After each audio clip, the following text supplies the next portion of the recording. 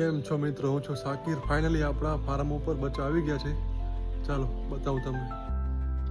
તમે મિત્રો સમય જોઈ શકો છો, 1:17 થાય છે રાતના.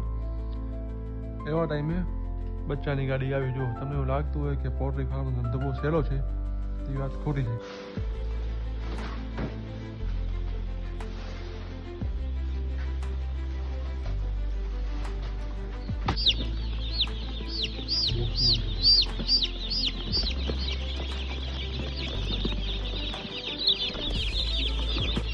બચ્ચા આવ્યા પછી દરેક બોક્સમાંથી બચ્ચાને ચેક કરવા પડે. કોઈ લંગડા લુગડા કે બીમાર કે કોઈ મરલ નીકળે તો એને અલગ કરવા પડે.